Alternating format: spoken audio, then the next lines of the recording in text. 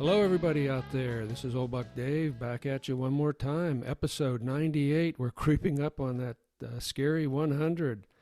And to help me get to number 100 is none other than Old Buck Dale. Old Buck Dale. How you doing, buddy? Pretty good, pretty good. Glad to have you back, sort of in the home territory there. Sort of home. Yeah, I'm back in the USA. Just got back last night. Checked the car, 1,350 miles. So I got burned a lot of gas. Well, it was a great trip. It was a great trip. Yeah, we can talk about that a little bit later. But we, cover some other stuff first, rather than tie everything up with my travel log. Although give me what you got there. I'm all ears. Well, I'll tell you what we. Okay, Ross. What we do have is there's a bunch of letters from afar that kind of have stacked up, and I'm not going to read any of them, but let me just touch on them. Okay. First of all, we got a couple letters on the Cat Cafe segment. Mm-hmm. And, I expected that. Yeah, one fellow wrote in that there is a Cat Cafe sitcom. We'll have to look for that out there. I'll put a link to that puppy. So the cat cafe thing is a little more fashionable than I thought about. So there's a Cat Cafe in the town of Greensburg, Pennsylvania, which some of us have known well. So we'll put a link to that cafe. I'm going to have to get out more. Yeah. Two people, it's interesting, not one, but two people sent us a short note saying that we should read David Houle, Houle. He's a futurist. I will put a link to his website as well.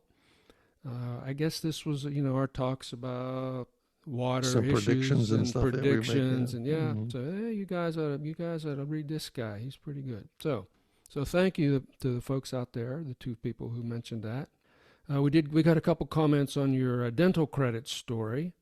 Oh, yeah. So one listener mentioned that, hey, if you have a cashback card and you're getting a cash buildup, you can use that for dental. It's okay to use that for dental. So yeah, that's true. But we'd like to see a dental card. We'd like to see a credit card with a big broken tooth on it. So, I don't know. I think I would use it. And a quick update on that. We did manage to get quite a bit of that dental work done. And you know how expensive it is. But I would say the one thing that I'm very pleased about it was the root canal lady was gentle. That's always important on a root canal. Gentle and considerate and kind and very, very, just patient-oriented. Empathetic. That was a big blessing. That was worth $500 right there. Okay, well, good. Anyhow, so that's so much. Glad that all worked out. Let's hope Amazon takes on something like that. You see what happens. First guy that does it will probably make a lot of money. So what else is going on yet? Well, we had some spirited feedback on the college tuition cancellation discussion. And some pro and some con and some things to think about and what about this, what about that. So again, I'm not going to go into those, but created some good discussion, some good thought. So thanks thank our listeners for sending it in. I mean, that's what we enjoy. We like to hear what they think about those things. I mean, otherwise it's just you and me, and we're always laughing, and we never get angry at those issues anyhow. Yeah. So. We got another chapter on the I sold my bike story. If you recall way back when I sold my co-motion bicycle to Randy, and he periodically sends me pictures of where the bike is. So I'm living vicariously through Randy. He is now at Yellowstone National Park. So there's a nice picture of the bike parked in front of the Yellowstone sign. So keep spinning, Randy, man. I'm loving this. My bike's I'm happy that my bike's happy. So I find that to be very, very interesting. That you put such care and what it's all about the love. Yeah, it's all about the when love. You build these bikes, when you take care of them, and so on and so forth. Even when you sell them, you sort of sell them reluctantly. Take care of it. And it's so good to see that it went to a good home. It went to a good home. Yeah. And the people are sensitive to that, and they say, "Look, here's your bike. It's okay up on Mount Everest someplace, but there it is." Yep. That's cool. That's great. Oh, and I do have a bit of a Ukraine update. We haven't talked about Ukraine for a while.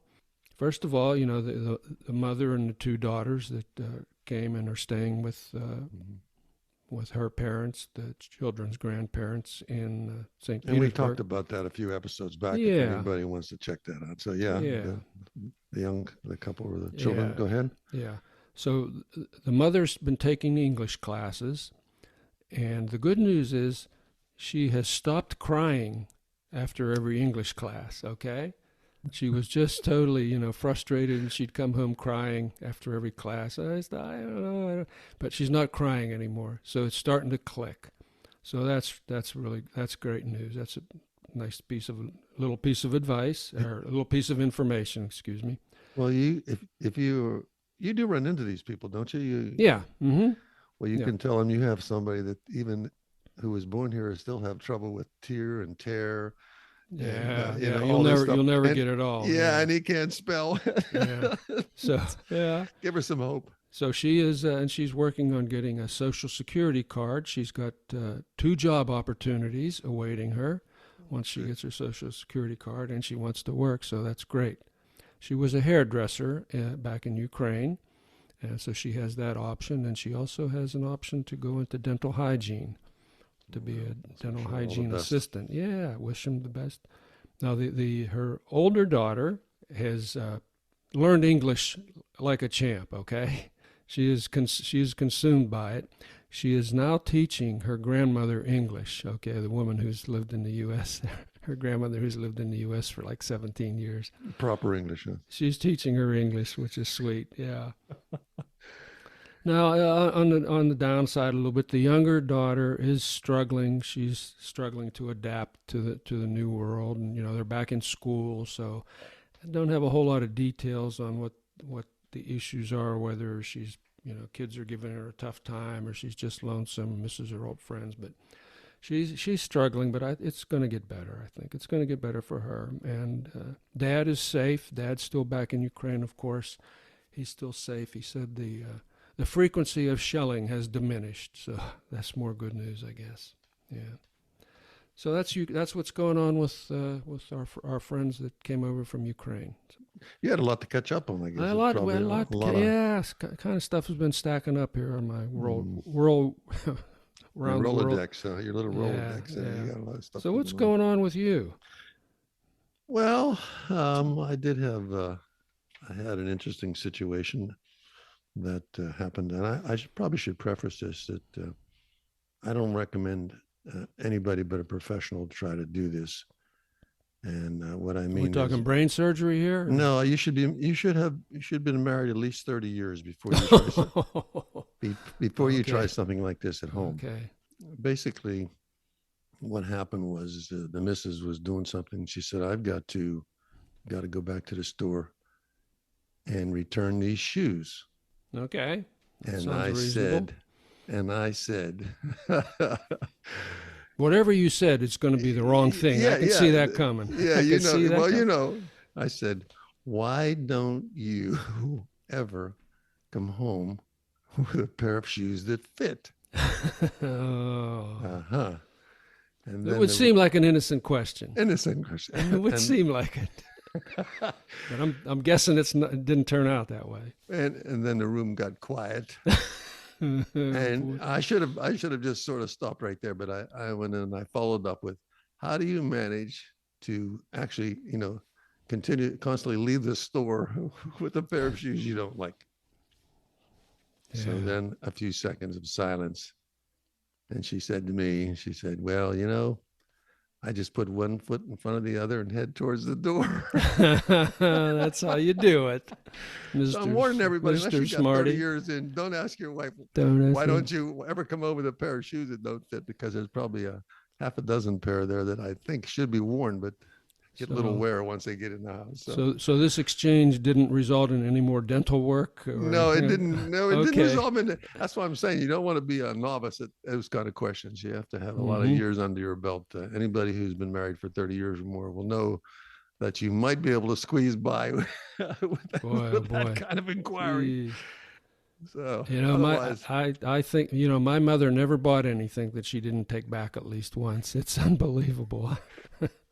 I don't know what it is, but I said to myself, well, I think I'll have to leave that subject alone. It just popped into my head, and rather than think about it before I opened my mouth. Some kind of genetic thing going on there. Hey, I had an old buck thing happen to me too that I thought was interesting. I wanted to tell you when next time Talk to me, yeah. I was looking at the television from an odd angle. I was like a little bit below the level of the screen. And I was looking up at the television, and unbeknownst to me, my wife had set an empty bottle, a plastic empty bottle, a water bottle, in front of the television.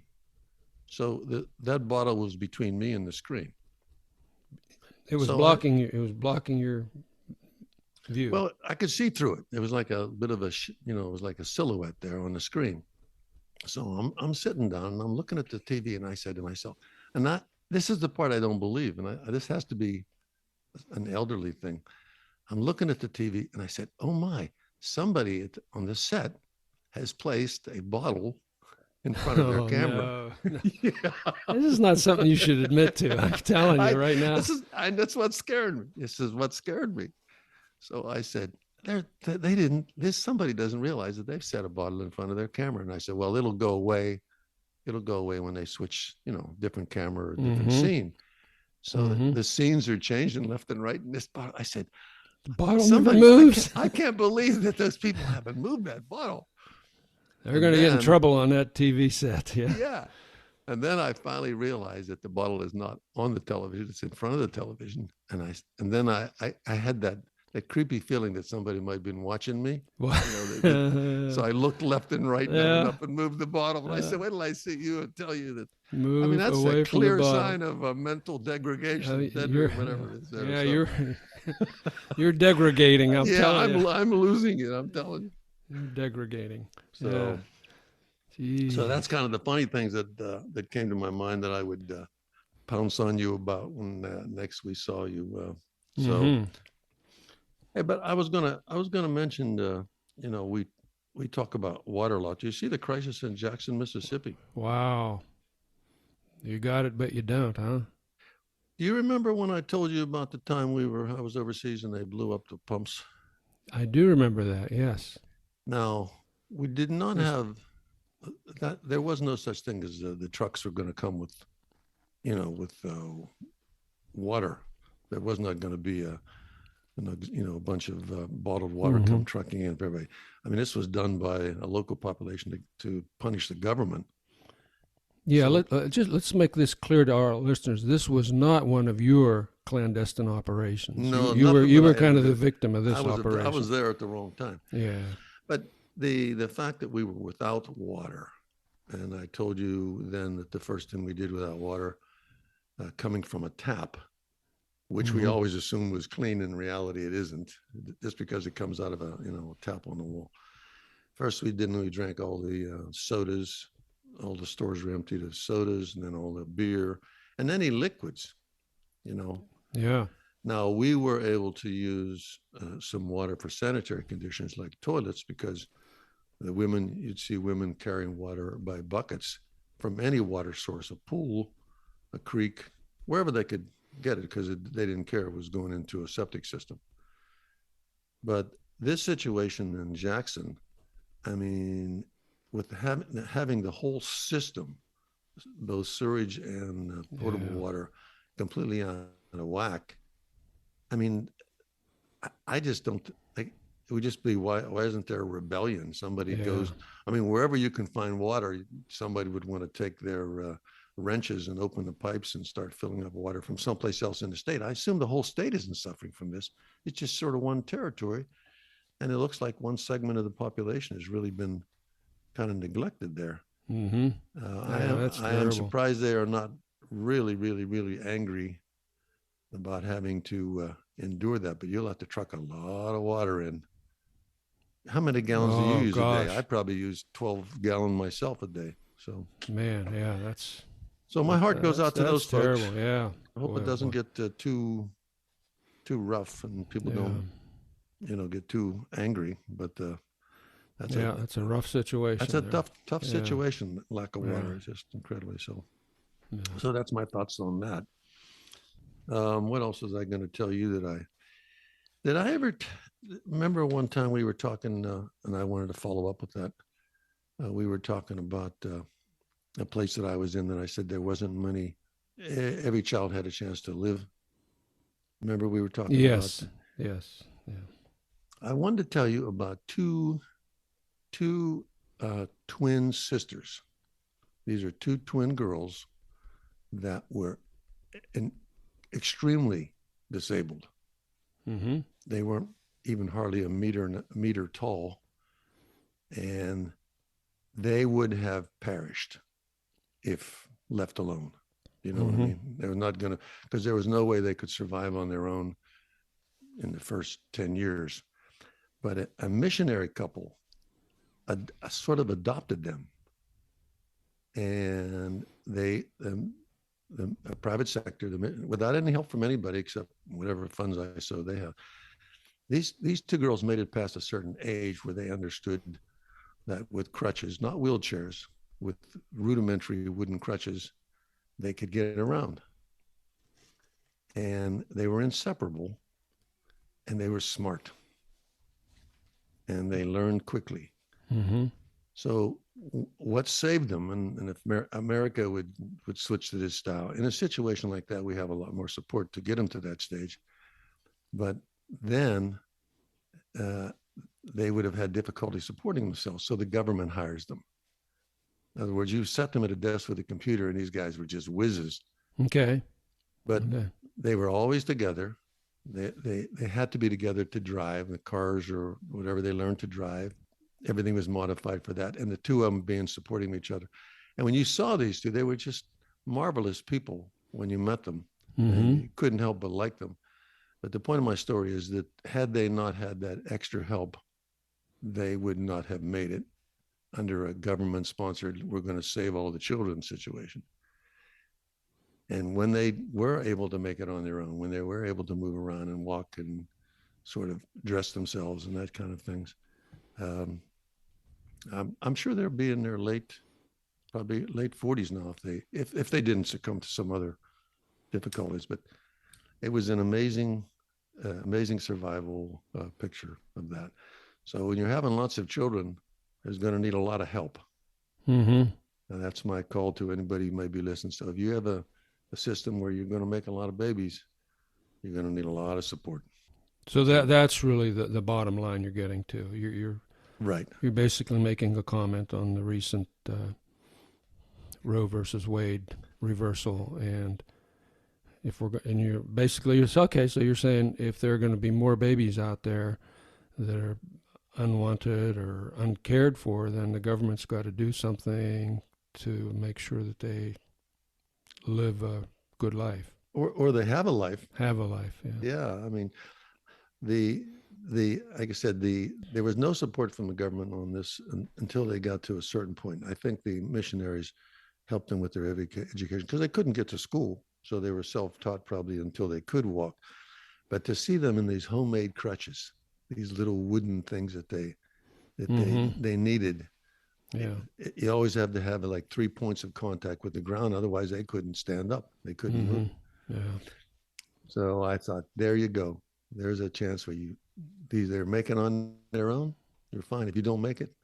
And the other thing was, in this place that I was in, I don't want to mention the name, because I still know a lot of people there. There was never an advertisement for a nursing home. There was never an advertisement for a hospital that did specialized care. There was never an advertisement for take this drug and it'll cure this particular thing for you. You know what I mean? There was just none of that. You got sick, you went for medical care, and whatever you found there is what you found there. It was an interesting situation. Yeah. And that gives me my perspective on life and how difficult it is if you can't afford health care and you don't get health care. So that's my thoughts. I just wanted to touch on that because I did mention that in another episode. So yeah, I was still, my head was kind of still back at your Jackson discussion there, and water. I just saw something the other day that is that the Greenland ice cap is melting, and it's going to raise the world's oceans by 11 or 12 inches over some period, unknown period, but certainly by the year 2100 apparently. So, and I know you're up on water issues. What do you have to say about this, or actually anything? I have a note here in front of me to tell you that I saw that same thing. That was ice in the water that was not coming back. There was no turning back from this melt. Okay. It was the same article. I'm pretty sure that this ice is already broken off and starting to melt. So, and they said 10 inches, maybe in our lifetime, if one of us is lucky enough to live that long, we'll see 10 inches of sea level rise no matter what. Yeah. And they said you add some extra storms and high tides, and it's going to change a lot of the dynamics along the coast. So, I mean, I don't know. I like it sort of peaceful. Do you heard the Charleston, South Carolina floods on a daily basis? I guess I am not following the Charleston floods now. Downtown Charleston, I was down there when the water was, it backs up through the drainage system because it's really, really low to the ground, low to sea level there. And that's the low country. Yeah. Right, the low country. And it comes up, and then you have 8 or 10 inches of water on the ground, and it's, some places you can walk on a sidewalk, others you can't, and they just come to accept that downtown. And that is one of their major touristy historical sections of town. I wonder how they're eventually going to cope with that. So imagine another 10 inches. Yeah, places like that are going to be big trouble. Places that are right at sea level, yeah. What else were you going to tell? I read an article about Top Gun Maverick. Remember we discussed We did.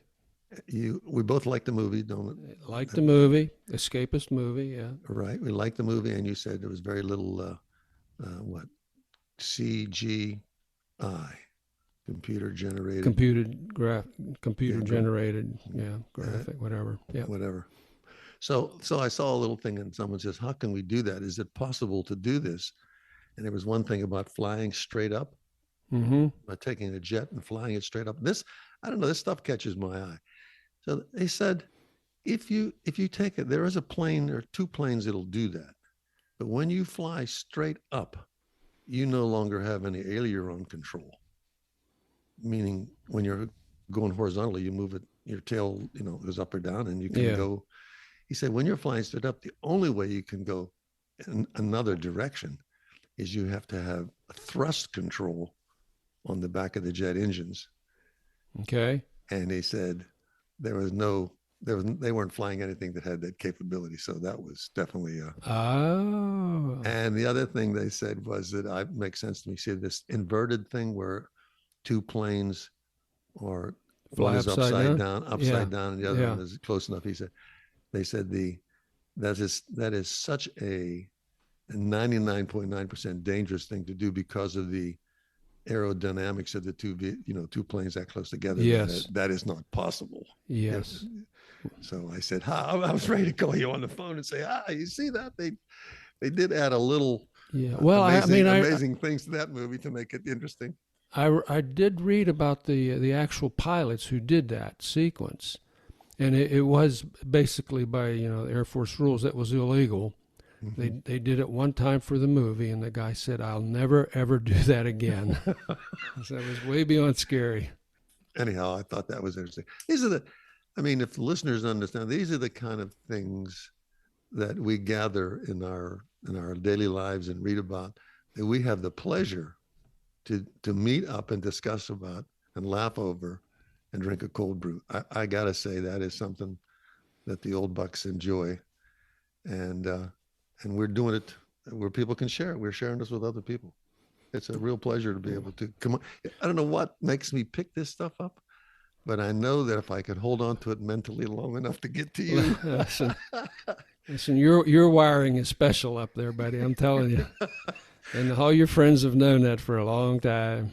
But anyway, that's what keeps it interesting, I guess. Oh, my. Hey, I want to tell you, I got some travel log stuff to tell you. Oh, yeah, I want to hear about it. Yeah, the last episode, talked about crossing into Canada, into Quebec City. Had a great crossing, and I apologized to Arrive Can because they made my crossing very easy. So we spent, I think, 5 or 6 days in Quebec City. What a great place. I had been there last in, I think, 1989 or 90, something like that, on business. And it was, I mean, the city's gotten a lot bigger since then, but it's still beautiful. And half the city is under construction. I'm telling you, they're fixing all the streets, building buildings. It's really a beehive of activity. But it was such a pleasant place to go. It's really like being in a European city. Of course, they're speaking French primarily, which is part of it. But it's it's a whole different attitude. It's it's different food. It was just wonderful. We did. I got some terrific bike rides in there. Did I mention my bike rides last time? I don't remember. I did. Okay, never mind. I've already vicariously enjoyed all that. Okay. So we've already suffered. Yeah. So I had a great time there, and then after 5 or 6 days there, I guess we drove over to Ottawa, which is the capital of Canada, the national capital. And I'll tell you, I had not been to Ottawa before. It is a sparkling city on the hill. I'm telling you, it's a beautiful city. And you've got all the government buildings perched one after another, kind of along the top of the hill there. They're really nice, and they're spick and span. It's everything spotless. They had a totally spotless street in front of me, and a street sweeper was coming by washing the street again. So they're really proud of the capital. I saw something really interesting there. It's called the Rideau Canal. I may not pronounce that right, but it's a canal that they built. It goes from Ottawa, the capital, 126 miles to Kingston, which is on Lake Ontario. Now they built this for military protection. All right, this was after the War of 1812, and they thought the U.S. might still act up. And so they built this. The good news is they never had to use it for military use. But it was fascinating to watch this thing, the locks on it, and the initial locks, they're climbing up the side of a mountain here, essentially. It was just amazing. It freezes over in the winter, they ice skate on it. We got to see a lot of the city. Now, here's a public service announcement coming up.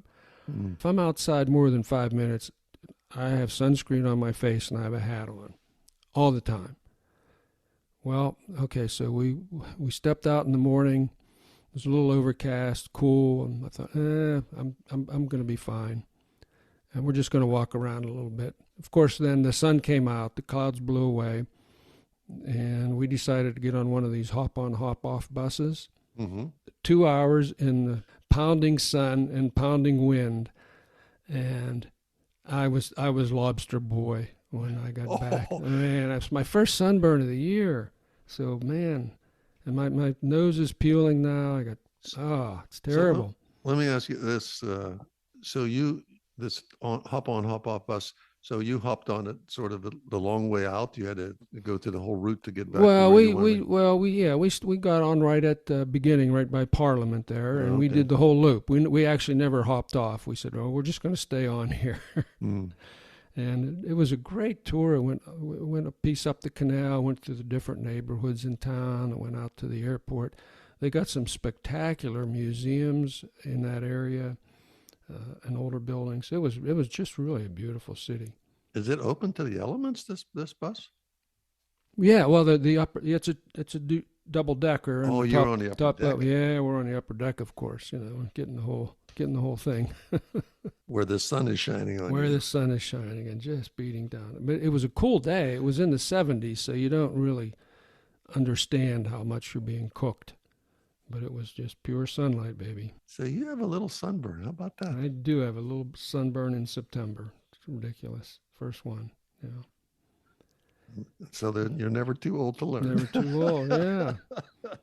Hey, after Ottawa, then we visited 2 sets of friends in the Niagara-on-the-Lake, St. Catharines area, the Niagara Falls area, shall we say. Mm-hmm. One set of friends have been bikers, Canadian bikers that I met in Sarasota, actually, and we've become good friends. So we spent a couple nights with them, and then we spent a couple nights with some new Canadian friends that we just met just recently. Okay, again, what a great 4 days I had. They really spoiled us. Gosh, we went. Between the two of them, they took us to a bunch of things, showed us the area. And there was almost zero overlap on their tours. That was the beautiful thing, because we had dinner together one night, and he said, "Well, where'd you take them?" So we won't take them there. It was great. Saw that they have another canal there, the Welland Canal, that connects Lake Erie to Lake Ontario, and it starts there at Port Dalhousie in St. Catharines. Okay, and it has 8 locks. It climbs 326 feet. All right, so it's another pretty interesting marvel. And there's a lot of the lake ships go through there. That's the passage. That's the St. Lawrence Seaway Passage. Unless a boat figures out how to go over Niagara Falls or climb it. So you go in the Welland Canal. It was really fascinating to watch. Well, there's nothing like having a local give you the tour to get the real flavor of a place like that. Otherwise, you could drive around and not see all the really neat places. So you're really lucked out. Yeah. It was quite a trip. And then we went yesterday on the way back. We stopped at Lake at Chautauqua, where my wife's sister spends the summer. We got to spend an afternoon with her. It was just beautiful there. Nice, cool, sunny. Perfect place. Lots of flowers blooming everywhere. Had a good time. She was, by the way, if you recall, that's where Salman Rushdie was attacked and stabbed, and she was like 50 feet away when that happened. So that was pretty traumatic. Well, I know those folks up there. They enjoy this time of the year greatly. Yeah. They really. That area is beautiful this time of year. Of course, gets a little cool in the winter, but nothing wrong with. Well, yeah, don't like it so much in the winter. But right now, it's absolutely gorgeous up there. So, well, it sounds like your border crossing. It was in Buffalo. Was that? Yeah, it was in that area. Yeah, I think it was called the Lewiston Crossing. It wasn't the big crossing, but interesting. My neighbor or my friend there, they have an app that you can check. It tells you what the backup is, what the time is at each border crossing. So this one, they're all about the same. We go to this one. This is like a 6-minute drive from here. So boom, 10 minutes. We were across the border. It was great. So you had no trouble getting back over. No trouble. You left all your moose head logger there. Yeah. Hey, I do enjoy the fact that you can do those things, and we always talk about places that we visited, never knowing whether someone will follow behind us or not. So, hey, well done. Glad you're back back in town. Well, then let's thank everybody. Let's thank everybody. Let's call it an episode here, and look forward to seeing you next time. This was episode 98, so we're going to do some planning for a big 100. If you folks have any ideas, send them in. BUCKSTWOOLD@gmail.com. Yeah, we never thought we'd see that day, but thanks for all the new listeners, anybody that picked up on us, and remember, Old Bucks is great listening too. If you're doing something like rolling quarters, there's good background. So all the best. Thank you for listening. All right, this is Old Buck Dell and Old Buck Dave. Take care. Bye-bye.